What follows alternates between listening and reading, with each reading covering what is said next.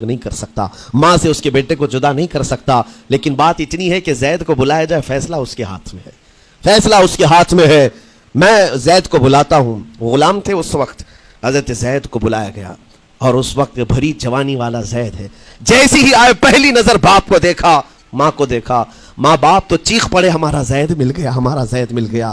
لیکن کمال کی بات میں دیکھتا ہوں ایسی دیوانگی پوری دنیا میں نہیں ہے۔ زید نے دیکھا اپنے ماں اور باپ کو، لیکن اسی وقت اپنی آنکھیں جھکا لی اور حضور کی طرف کر لیا، کہا نا ادھر پہلے حضور پاک صلی اللہ علیہ وسلم کی طرف۔ حضور نے دیکھا کہ زید ماں باپ کی طرف دیکھ نہیں رہے ہو، جو رو رو کر کے برا حال کر چکے ہو۔ حضور نے زید سے کہا پہچانتے ہو؟ کہا ہاں حضور یہ میرے باپ ہیں اور یہ میری ماں ہے، یہ میرے چچا ہیں۔ حضور نے فرمایا پھر ملتے کیوں نہیں ہو؟ کہا سرکار اگر اجازت ہو تو ملوں گا، برسوں کا بچھڑا ہوا جوان ہے، آپ اجازت دو تو میں ملوں گا۔ نبی پاک صلی اللہ علیہ وسلم نے فرمایا جاؤ تمہیں اجازت ہے۔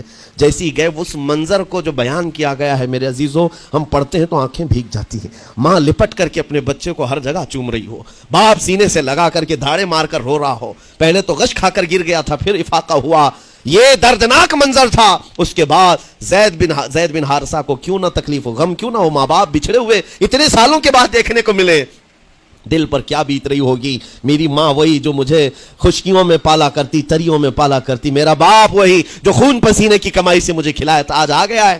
حضور پاک صلی اللہ علیہ وسلم نے کہا زید یہ جو جذباتی منظر ہے اس کو ختم کر کے اب اعلان کر دو کہ تمہاری ماں آئی ہے تمہیں یمن سے لینے کے لیے، تمہارا باپ آیا ہے، تمہارا چچا آیا ہے تمہیں یمن سے لینے کے لیے، میں نے فیصلہ تمہارے حوالے کر دیا ہے، میں اپنے غلامی سے تم کو آزاد کر دیتا ہوں، تم بغیر کوئی فدیہ لیے ہوئے، بغیر کوئی پیسہ لیے ہوئے، اس وقت اپنے غلام کو کوئی چھوڑتا نہیں تھا، لیکن تمہاری ماں کا درد دیکھا نہیں جا رہا، میں آزاد کر دوں گا بغیر کسی فدیہ کے، تو اپنی ماں اور اپنے باپ کے پاس جا سکتا ہے۔ اتنا حضور کا فرمان، آزاد کر دینا مکہ میں آسان نہیں تھا، بیٹے کو آزاد کیا حضور پاک صلی اللہ علیہ وسلم نے، تب جانتے ہو وہ کمال کا بیٹا ہے زید بن حارثہ۔ اسی وقت اپنی ماں کو دیکھتے ہیں، باپ کو دیکھتے ہیں، چچا کو دیکھتے ہیں، اور اس کے بعد مکہ والے یہ منظر دیکھنے کے لیے جمع تھے، مخاطب ہو کر کے کہتے ہیں اے سارے مکہ والوں گواہ ہو جاؤ، میں اپنی زندگی حضور محمد مصطفیٰ کے لیے وقف کر دیا ہے، میں نے محمد عربی صلی اللہ علیہ وسلم کے لیے زندگی وقف کر دی ہے، نہ مجھے یمن جانا ہے، نہ مجھے بنو کلب جانا ہے۔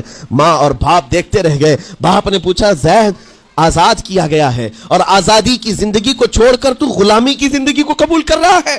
زید بن حارثہ نے اس وقت تاریخی جملہ کہا تھا، کہا بابا آپ نے جتنی شفقت کی ہوگی یا 1000 ماں باپ مل کر اپنے بیٹوں پر جتنی شفقت نہیں کیے ہوں گے، اس سے زیادہ شفقت محمد الرسول اللہ نے کیا ہے۔